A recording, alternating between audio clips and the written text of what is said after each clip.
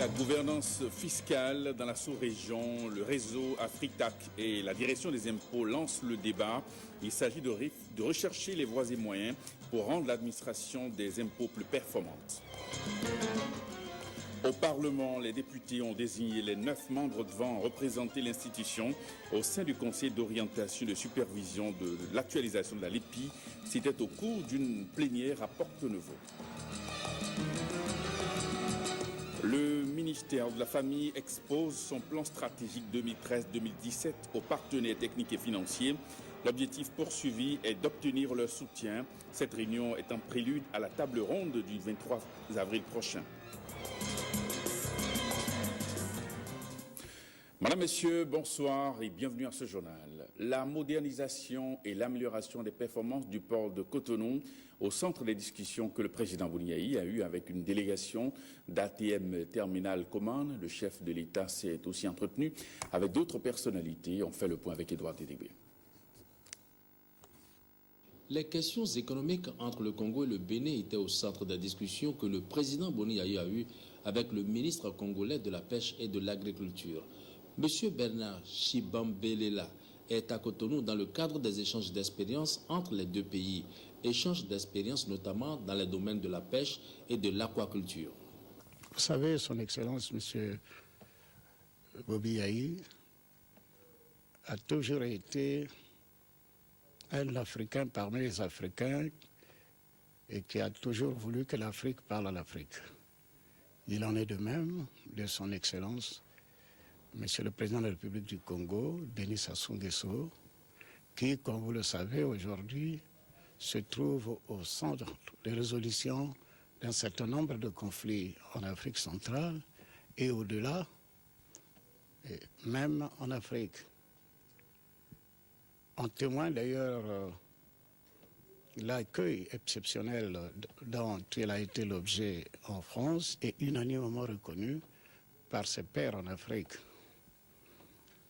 Nous venons ici spécialement et nous l'avons signifié Son Excellence, Monsieur le Président de la République du Bénin, dans le cadre des échanges d'expériences, dans le cadre des perspectives de coopération étroite entre le Bénin et le Congo, et à ce titre, nous allons faire les visites de terrain et nous serons accompagnés de notre collègue, de notre homologue, Monsieur le ministre de l'Agriculture, de l'élevage et de la pêche.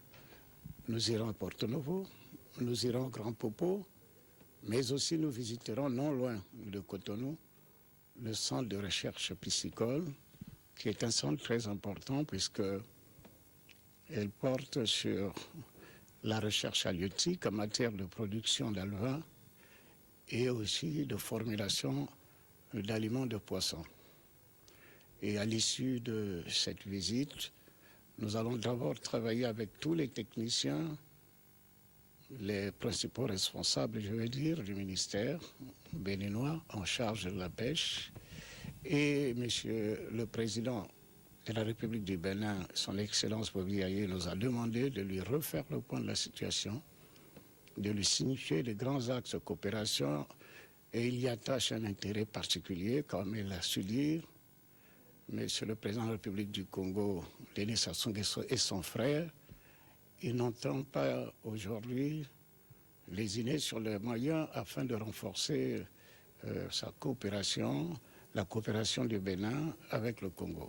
Je voudrais vous dire que le Congo est l'un des pays en Afrique qui compte le plus grand nombre de Béninois, notamment en matière de pêche. Ils sont plus de 500 qui pêchent sur la côte atlantique et leur expérience nous sert beaucoup. Ils sont d'ailleurs pour la plupart devenus des Congolais, et certains même des Congolais de souche. Et nous, en tant que ministre, lorsque nous avons été nommés à la tête de ce département, notre premier voyage a été à Pointe-Noire où nous sommes entretenus avec justement les pêcheurs béninois qui ont montré leur intérêt de rester au Congo et de transférer leur expérience aux populations congolaises. Je salue ici ces pêcheurs et j'entends, en tant que ministre, apporter une aide de conséquence. D'ailleurs, à ce titre, nous venons de signer un accord de coopération avec la JICA, qui est l'Agence internationale du Japon en matière de coopération, et spécialement sur la pêche maritime. Et dès cette année, devrait être le moment où cette coopération va démarrer par la création d'une grande chaîne de valeur de poissons à Pointe-Noire, non loin justement de la base de vie des pêcheurs béninois. Il est aussi envisagé une visite au Congo du ministre béninois de l'Agriculture et de la Pêche. À cette occasion, les problèmes des pêcheurs béninois au Congo seront examinés pour que des solutions idoines leur soient apportées. Madame Nardos Bekele-Thomas, représentant résident du PNUD, s'est également entretenue avec le chef de l'État. Elle était accompagnée de Madame Edith Kazana, qui fut aussi représentante résidente du PNUD au Bénin. Enfin, une délégation de ATM Terminal Command était au cabinet présidentiel. L'entretien avec le chef de l'État, qui s'est déroulé en présence du ministre de l'économie maritime, du directeur général du port autonome de Cotonou et du directeur général de la SOBEMAP, était relatif à la modernisation et à l'amélioration des performances du port de Cotonou. Cotonou abrite depuis mardi un séminaire régional sur la gouvernance fiscale initié par FRITAC de l'Ouest avec la collaboration de la direction des impôts. Cette rencontre d'envergure internationale vise à rechercher les voies et moyens pour une administration des impôts plus performante au service des pays membres du Centre régional d'assistance technique pour l'Afrique de l'Ouest. Voilà le compte-rendu qui nous a été fait par Renoir Capot. Sous les lambris dorés du nouveau hôtel Orisha Cotonou, un panel d'experts de professionnels de la fiscalité, tous mobilisés pour l'organisation à retenir en vue d'assurer une collecte harmonieuse des recettes et un service de qualité aux contribuables. L'expertise régionale et internationale traînée par les assises de Cotonou est à la hauteur des enjeux, car il s'agit d'explorer toutes les pistes de réflexion pour parvenir à des solutions adaptées aux réalités de chacun des 10 pays membres de AFRITAC Zone Ouest. La question de la gouvernance fiscale préoccupe toutes les administrations fiscales de la sous-région ouest-africaine, dans la mesure où l'essentiel de notre mission réside dans la mobilisation efficace des ressources fiscales intérieures et un service de qualité aux contribuables. Les échanges entre experts participant à ce forum seront essentiellement centrés sur la capacité des administrations fiscales à collecter les montants des recettes prévues dans les lois des finances des États.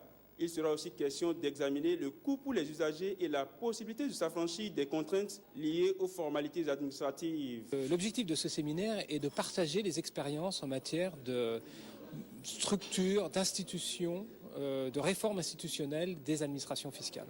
En procédant à l'ouverture de ce séminaire régional en lieu et place de son collègue des finances empêché, le ministre Jean-Michel Abimbola a dit son optimisme quant à la qualité des conclusions qui seront issues des assises de Cotonou.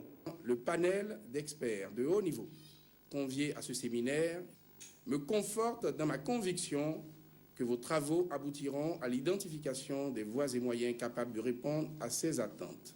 Au terme de ce séminaire de 5 jours, les participants seront mieux initiés aux bonnes pratiques en matière d'organisation des administrations fiscales. Ils seront aussi à même d'apprécier l'impact du mode d'organisation sur la bonne conduite des réformes dans les pays membres du Centre régional d'assistance technique pour l'Afrique de l'Ouest. Poursuite à l'Assemblée nationale des travaux de la deuxième session extraordinaire. Les députés ont procédé la semaine dernière à la désignation des 9 membres devant représenter l'institution au sein du Conseil d'orientation et de supervision de l'actualisation de la LEPI. C'était la semaine dernière. Vous aurez dans nos prochaines éditions le compte-rendu fidèle de cette activité. Les producteurs de coton béninois commémorent l'an 2 de la deuxième mandature du président Boni Yayi. La NPC, l'Association nationale des producteurs de coton, soutient les actions du chef de l'État. Elle a fait savoir à travers une grande prière musulmane et une marche à Banikwara. L'événement a mobilisé les maires des communes productrices de coton, les cotonculteurs, l'encadrement et également d'éminentes personnalités. On fait le point avec Théophile Salam. En prélude à une marche, le grand monde assiste à une prière musulmane. L'imam central de Banikwara et ses fidèles communient avec Dieu à travers la lecture intégrale du Coran. Ils ont prié Allah, seul protecteur de Boni Yayi. Vous avez invité le chef de l'État qui est empêché. Il m'a demandé d'aller le représenter à Banikwara pour témoigner sa gratitude à toute la population, n'est-ce pas, des zones cotonnières et également aux responsables du coton dans tout le Bénin, puisque je sais qu'il y a des personnalités qui sont venues du sud, c'est le sud qui s'est également mis au coton depuis que le chef de l'État s'est investi personnellement dans cette activité génératrice de revenus dans notre pays. Vient ensuite la marche sous un soleil de plomb. Une marche pour dire au président de la République qu'il peut toujours compter sur les cotonculteurs, propulseurs du produit intérieur brut du Bénin. Enfin, une déclaration à l'adresse du chef de l'État. N'aie pas peur, monsieur le président Boni Yayi. Tous ceux qui toucheront à tes cheveux rencontreront non seulement le peuple béninois sur leur chemin, mais également les producteurs en général et plus particulièrement les producteurs du coton de tout le Bénin. Pour la prochaine campagne, Excellence, Monsieur le Président, nous te demandons de mettre les intrants très tôt à notre disposition. Je tiens à vous rassurer, d'ici au plus une semaine, vous verrez les camions de la Sonapra pour commencer la mise en place dans toutes les communes cotonnières. Toutes ces mobilisations témoignent de l'attachement des producteurs de coton au développement du Bénin. L'association de développement d'Aledjo Koura a tenu son 9e congrès ordinaire, congrès qui a lieu à Aledjo, un arrondissement de la commune de Bassila. Et Megda Pinsoto était sur place et voici son compte-rendu. Les questions de développement d'Aledjo Koura mobilisent les filles et fils de cette localité. À l'heure du jour du présent congrès, l'on étale un bref bilan des activités de l'association de développement. Je voudrais vous rassurer aujourd'hui que ce lotissement est totalement bouclé et que près de 30 hectares dans Aledjo bénéficient d'un lotissement. Autre doléance aujourd'hui satisfaite, la construction de la maison des jeunes d'Aledjo. Un joyau financé par la mairie et inauguré à l'occasion de ce congrès. Des séances de sensibilisation sur la culture de la paix, l'unité, l'éducation sont entre autres les grandes lignes des présentes assises. J'oriente vos réflexions sur ce secteur important qui est l'éducation. L'éducation est la clé de tout développement pour tout pays, c'est bien normal. C'est pourquoi elle reste une question épineuse, c'est pourquoi elle reste une situation embrante-acabrante. Je voudrais vous dire de réfléchir avec moi sur l'idée qui me traverse depuis un moment, l'idée d'une conférence économique pour la commune de Bassila. Parce que, pour vous dire vrai, les temps sont durs. Les temps sont durs pour la nation. Nous sommes obligés de nous prendre en charge. Autre fait majeur de cette 9e édition du congrès de l'Association de développement d'Aledjo Koura, la remise d'attestation de mérite local à 3 personnalités. Ibrahim Zakari, Sidi Mamam Isiaka et Afousetou Karemou qui s'investissent dans les œuvres de développement d'Aledjo.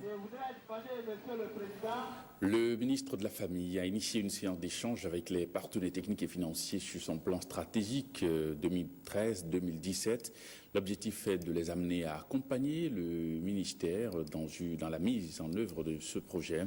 Une rencontre qui intervient en prélude à la table ronde prévue pour se tenir le 23 avril prochain. Mohamedou Arikama, directeur de la programmation et de la prospection, explique les enjeux et les attentes de cette concertation. Il est au micro de Héloïse Winateur. Par rapport à l'ensemble de ces documents de référence en matière de planification nationale, un diagnostic a été posé et ce diagnostic a fait ressortir les enjeux, les défis et les besoins de la population. Je voudrais tout simplement rappeler qu'il y a une grande vulnérabilité au niveau de la population béninoise, parce que le taux de pauvreté quand même atteint est autour de 33%. Et donc, cette pauvreté implique une vulnérabilité sociale. Et il y a également les aléas climatiques, les inondations, un certain nombre de choses. Et ensuite, il y a les problèmes d'égalité entre l'homme et la femme, donc la participation de la femme à la communauté. Donc c'est l'ensemble de ces enjeux qui ont été pris en compte et on a fait l'objet d'un plan d'action prioritaire. Et ce plan d'action prioritaire a été estimé pour sa mise en œuvre à peu près 54 milliards 200 millions. Il se fait qu'actuellement, les ressources courantes dont nous disposons sont autour de 25 milliards pour la période 2013-2017. Il se dégage donc un gap de 30 milliards de francs à mobiliser pour que les objectifs que nous sommes fixés soient atteints. Nous pensons que c'est beaucoup, c'est en même temps peu par rapport aux besoins. L'État va faire une part du travail, les partenaires techniques et financiers vont apporter une partie de financement. Je peux dire qu'ils sont très disponibles parce qu'il y a beaucoup de partenaires techniques et financiers qui sont conscients de ces problèmes et qui ont manifesté un intérêt à accompagner le ministère. Mais nous allons également faire contribuer aussi bien le secteur privé que les communes du Bénin. Parce qu'au terme de la loi sur la décentralisation, notamment l'article 101, les affaires sociales sont du domaine de la commune. Donc c'est pourquoi nous envisageons organiser la table ronde pour mieux présenter nos besoins de financement et obtenir un certain nombre d'appuis à partir de cette activité-là. Le social est l'affaire de tous. Et nous comptons vraiment que chacun, les partenaires techniques et financiers que nous allons solliciter, puissent vraiment ouvrir leur cœur et nous accompagner dans cette mission.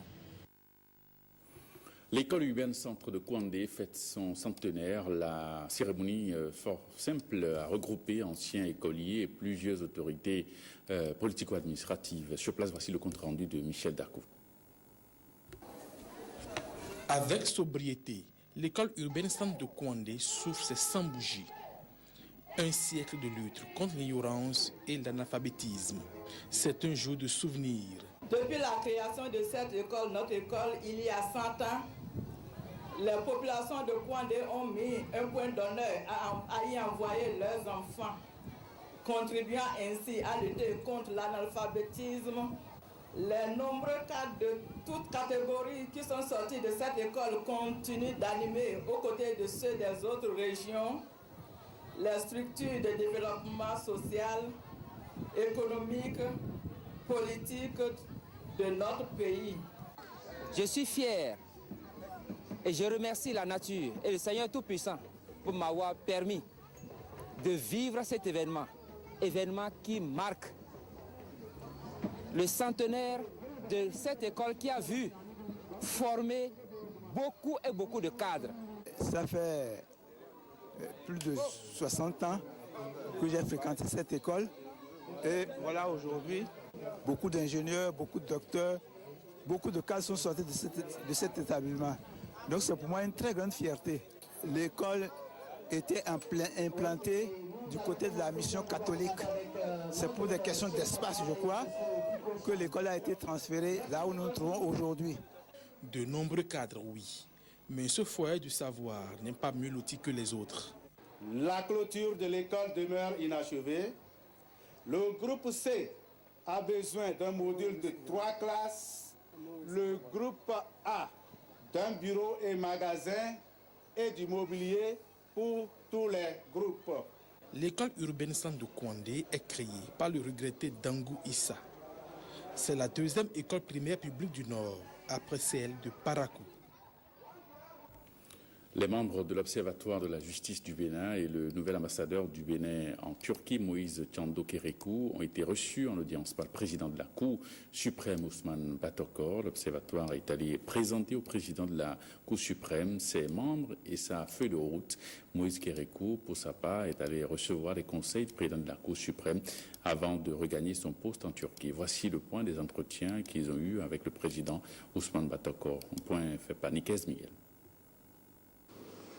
Du 4 au 7 novembre 1996, des États généraux de la justice ont été organisés, au cours desquels un diagnostic très profond et très large a été fait des dysfonctionnements que connaît notre justice. Des décisions ont été prises, des programmes d'action ont été arrêtés et depuis lors, des actions ont été mises en chantier. Malheureusement, des plaintes continuent toujours de s'élever et certaines bonnes volontés se sont réunies pour mettre en place cet observatoire en vue de regarder avec un œil neutre le fonctionnement, l'organisation et la marche au quotidien de la justice de notre pays. Nous avions parlé des évolutions et mutations en cours sur l'échiquier international, plus précisément dans la zone que je dois couvrir, donc le Proche-Orient et l'Europe. Nous avions également parlé de l'importance de la Turquie sur la scène internationale et nous n'avions pas manqué également de parler de la nouvelle coopération bilatérale bénino-turque.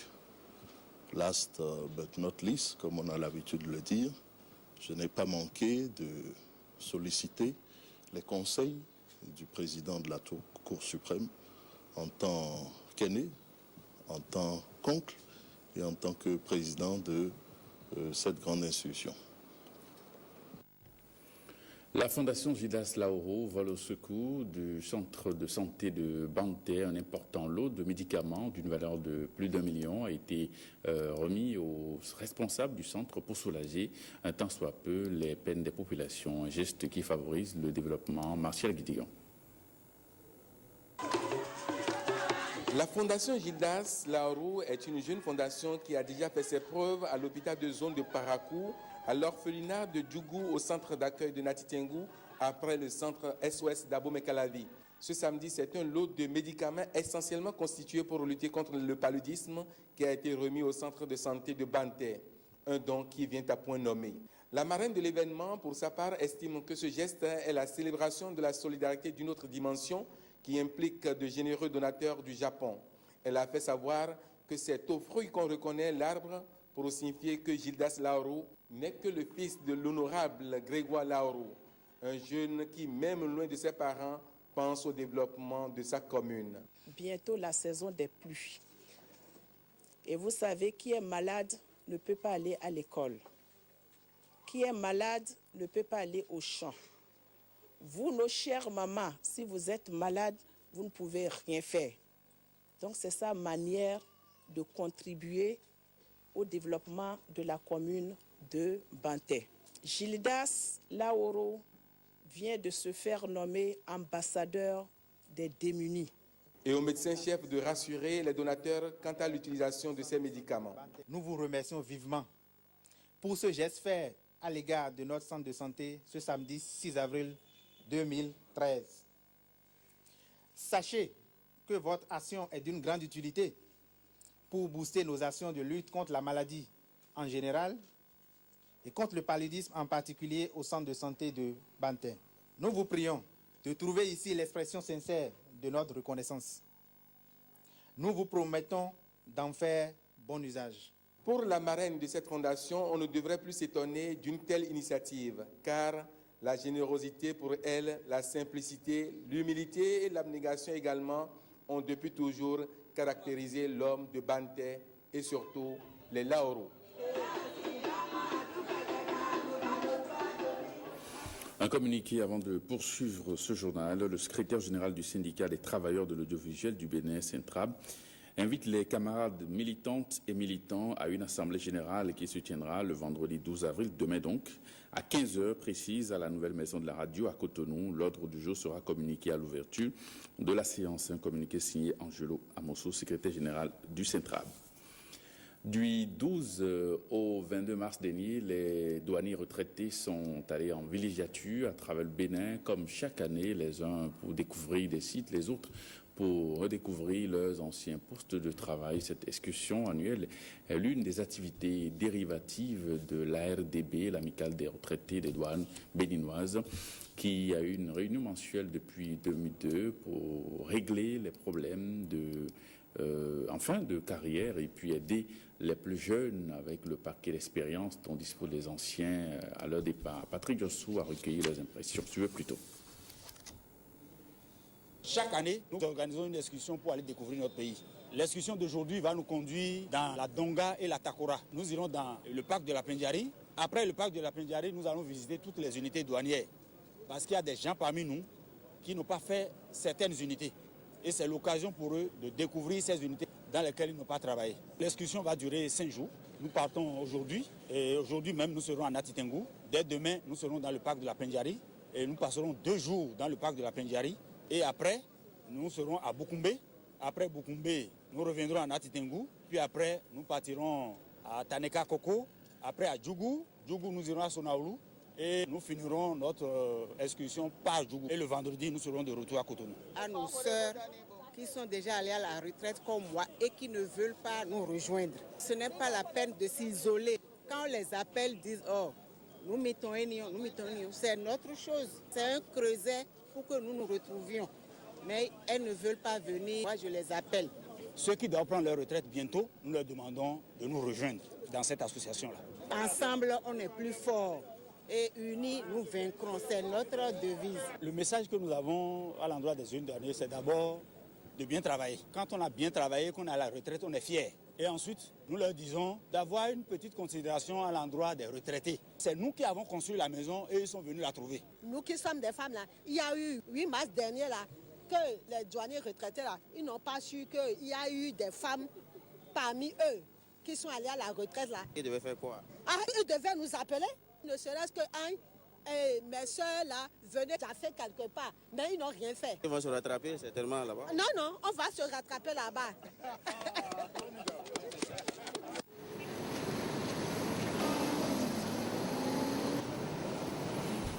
Le rideau sur la 4e édition du Festival des Arts et Culture Tamari Factam, après 4 jours de célébration des valeurs endogènes des Beta-Maribert, organisateurs festivaliers et chercheurs se sont séparés, non sans regret. Reportage.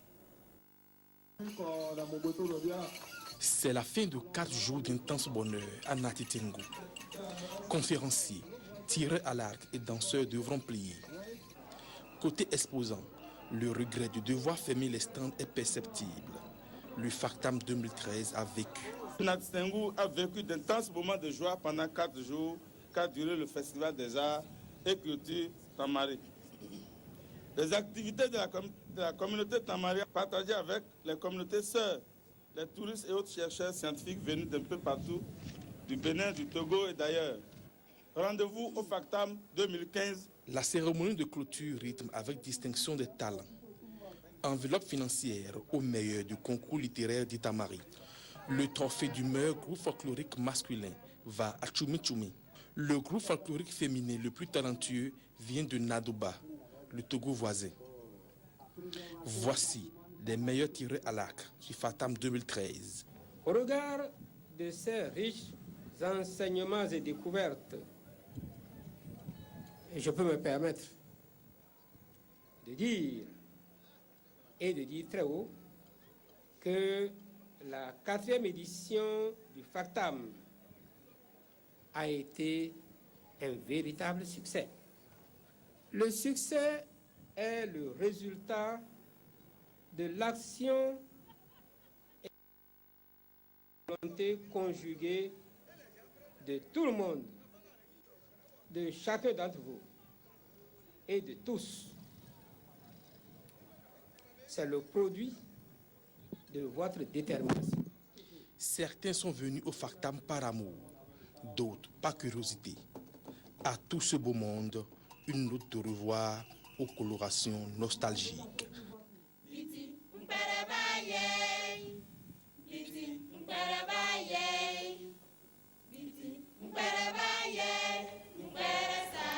Les ressortissants de la région historique de Kéré, dans la commune de Dassazouma, veulent unir leurs forces pour amorcer le véritable développement de la localité.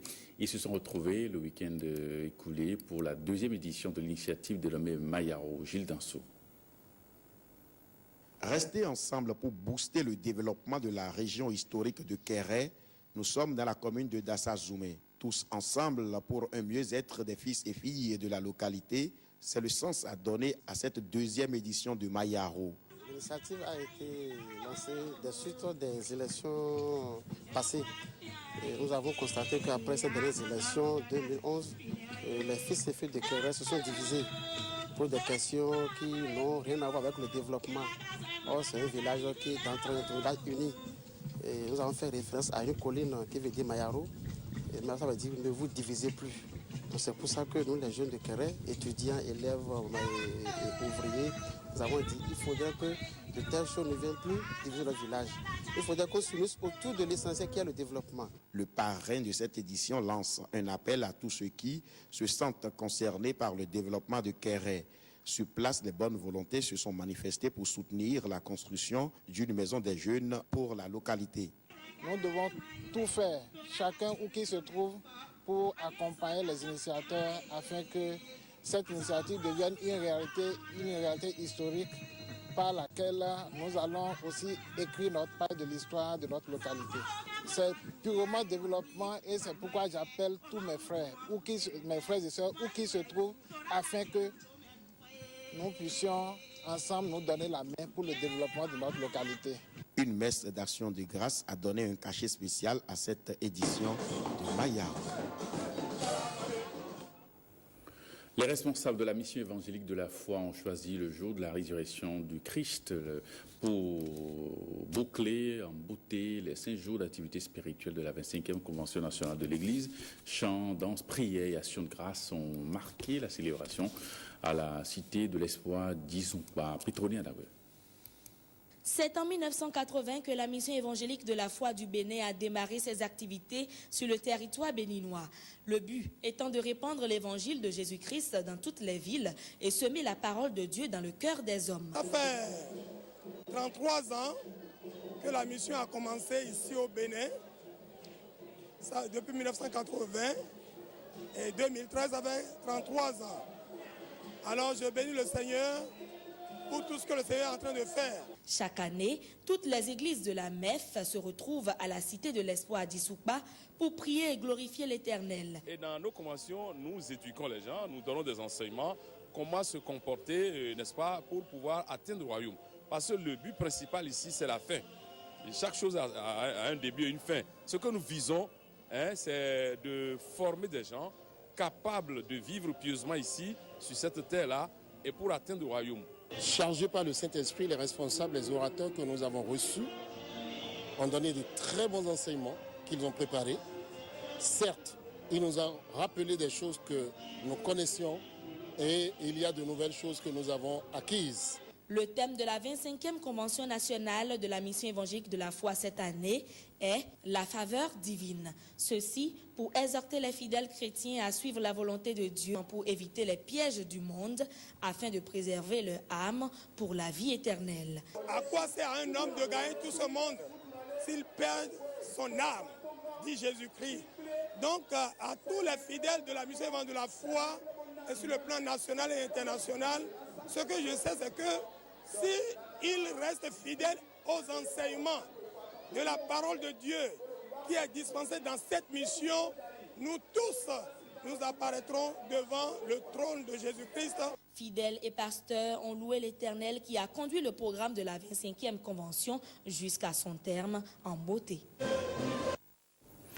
La paroisse chrétienne céleste La Grâce Divine de Godomé-Togoudou a célébré sa fête annuelle des moissons dimanche dernier. Cette édition a connu la participation effective du pasteur mondial de l'Église du christianisme céleste. Les temps forts de cette célébration nous sont relatés ici par Patrick Josso. Chrétiennes et chrétiens célestes, sympathisants, parents, alliés et amis ont assisté à cette fête des moissons. Comme tout culte d'action de grâce dans l'église du christianisme céleste, la période d'adoration est ponctuée de prières à genoux et de chants verticaux. Et la période de la parole est introduite ici par 2 textes bibliques. Le 2e livre des Rois, chapitre 20, versets 5 à 6, et l'Apocalypse de Jean, chapitre 14, versets 15 à 16. Et le suprême évangéliste Paul Lafia Tabé, chargé de paroisse et président du comité paroissial ici à Godomé-Togoudou, avec son staff, accueille le révérend pasteur Benoît Benet à Kandé Adéogun, président du comité supérieur mondial de l'Église, qui éclaire le peuple avec la parole divine. Et dans le psaume 109, les versets 104, 105, 106. Ta parole est une lampe à mes pieds. Maintenant, la parole de Dieu est une lampe à mes pieds. La parole qui vient de Dieu, ta parole, avec laquelle tu as créé le ciel, la terre et tout ce qu'elle renferme. Ta parole, c'est une lumière à mes pieds. De la parole, on passe aux appels à honorabilité, communément appelés Alaga, avec à l'animation la chorale de la grâce divine, dirigée par son maître de chœur, Jean-Claude Bawa de l'ORTB, ainsi que la chorale Jéhovah Elion de la paroisse mère du Saint-Siège à Porte-Nouveau, parrainée par son maestro Patrice Agbaossi. Et le culte s'achèvera par la vente de charité des articles exposés déjà, des fruits en paquets et en panier, des paquebots d'ustensiles de cuisine, de ménage et autres appareils électroménagers, des piles de glacières en étage, des pagnes en bandoulière, des instruments de musique et une présence remarquable d'un groupe électrogène en ces temps de carence électrique. Et cerise sur le gâteau, des motos neuves mises en vente aux enchères pour acquérir la vitesse de la grâce divine sur la paroisse Grâce divine de Godomé-Togoudou. Week-end de fête au Palais des Sports de Cournon, l'artiste Geneviève Assaï a procédé au lancement de la version vidéo de son 7e album Parents Amis, et parrain de l'événement ont vibré au rythme du Bolodjo. Fabrice Gomez pour les détails.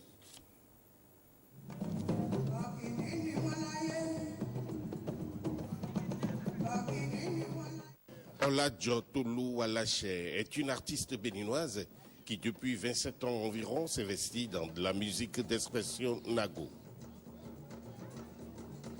Le feu ne peut brûler sur l'eau, c'est la traduction française du titre de l'album. Il y a du bon dans cet album. J'ai parlé beaucoup de choses et j'ai parlé aussi de ma vie dedans. Je suis devenue une petite vedette béninoise qui fait la tradition. Elle fait essentiellement du Bolodjo, du Koudou, du Aguidio et du Dadalo. Son parrain a des raisons de la soutenir parce que, pour lui, la culture nago doit être conservée. J'ai apprécié sa curiosité, sinon sa volonté de devenir artiste de grande renommée. Je crois qu'elle a déjà dépassé le périmètre de Sekandi à Gbalama où elle vivait. Elle est allée jusqu'à Parakou. De Parakou, elle est venue à Cotonou. Je crois que sur tout l'étendue du territoire national, la coutume nago est toujours revalorisée. Et voilà qui rehausse l'ambiance.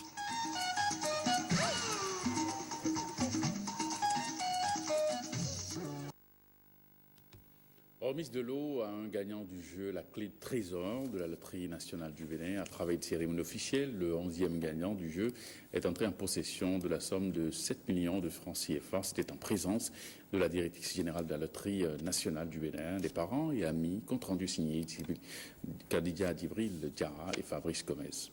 La Loterie nationale du Bénin ne cesse de faire des heureux gagnants. Rufine Aïdoté, ménagère de profession, est la 11e gagnante de la Clé du Trésor. Devant les responsables de la Loterie nationale du Bénin, elle est repartie avec une somme de 7 millions de francs CFA. Vous remercier d'être arrivé ici ce soir pour ce tirage-là, qui vous permet de voir que les jeux de la Loterie nationale du Bénin sont des jeux responsables, totalement transparents.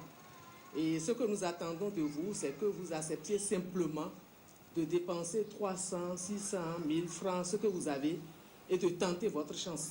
Je voudrais que, comme Dame Refine l'a fait, vous continuez d'acheter sans jamais vous lasser.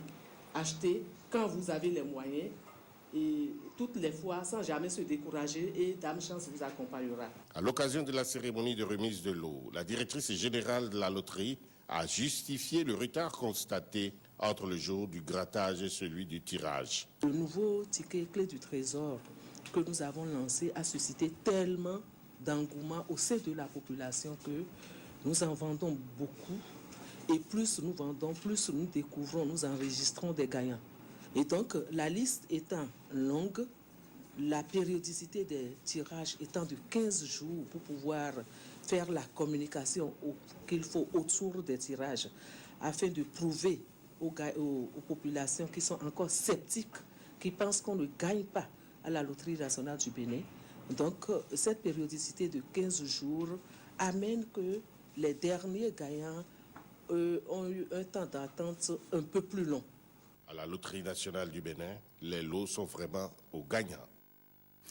Et puis, la télévision nationale vous donne rendez-vous tout à l'heure à 21h30 sur Dossier en main. L'invité ce soir, c'est le ministre de l'Agriculture, de l'Élevage et de la Paix, Sabaï Katé. Prenez ce rendez-vous, c'est tout à l'heure à 21h30 avec Pélagie Soloté. Le secrétaire général du syndicat des travailleurs de l'audiovisuel du Bénin invite les camarades militantes et militants à une assemblée générale qui se tiendra le vendredi 12, demain donc, 12 avril 2013, à 15h précise à la nouvelle maison de la radio à Cotonou. L'ordre du jour sera communiqué à l'ouverture de la séance signée Angelo Amosso. Merci de nous avoir suivis à 23h30 au Lokiat Dango pour le JT Soir. Merci et bonne soirée chez vous.